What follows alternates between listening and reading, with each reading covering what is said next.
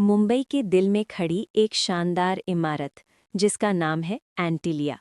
ये दुनिया के सबसे महंगे घरों में से एक माना जाता है। लेकिन इस इमारत की कहानी सिर्फ दौलत की कहानी नहीं है। ये कहानी है सपनों की, हिम्मत की और उस इंसान की जिसने भारत के बिजनेस की दिशा बदल दी। ये कहानी है मुकेश अंबानी की।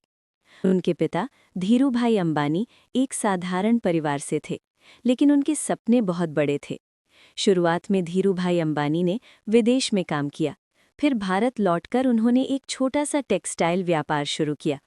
धीरे धीरे ये छोटा व्यापार एक बड़े उद्योग में बदल गया और इसी से शुरू हुई रिलायंस इंडस्ट्रीज की कहानी। मुकेश अंबानी बचपन से ही पढ़ाई में तेज थे। उन्होंने मुंबई के इंस्टीट्यूट से केमिकल इंजीनियरिंग की पढ़ाई की। मुकेश अंबानी ने बहुत कम उम्र में ही अपने पिता के साथ काम करना शुरू कर दिया। उन्होंने कंपनी के कई बड़े प्रोजेक्ट्स को संभाला, खासकर पेट्रोकेमिकल और रिफाइनरी सेक्टर में। उनके नेतृत्व में कंपनी ने दुनिया की सबसे बड़ी रिफाइनरी में से एक बनाई, जो गुजरात के जामनगर में स्थित है। साल 2002 में धीरूभाई अंबानी का निधन हो गया। इसके बाद कंपनी की जिम्मेदारी मुकेश अंबानी और उनके भाई के कंधों पर आ गई। ये समय उनके जीवन की सबसे बड़ी चुनौतियों में से एक था, लेकिन मुकेश अंबानी ने हिम्मत नहीं हारी और अपने हिस्से के व्यवसाय को और आगे बढ़ाने का फैसला किया। साल 2016। भारत में इंटरनेट बहुत महंगा और धीमा हुआ करता था। तभी मुकेश अंबानी ने एक बड़ा फैसला लिया। उन्होंने लॉन्च किया जियो।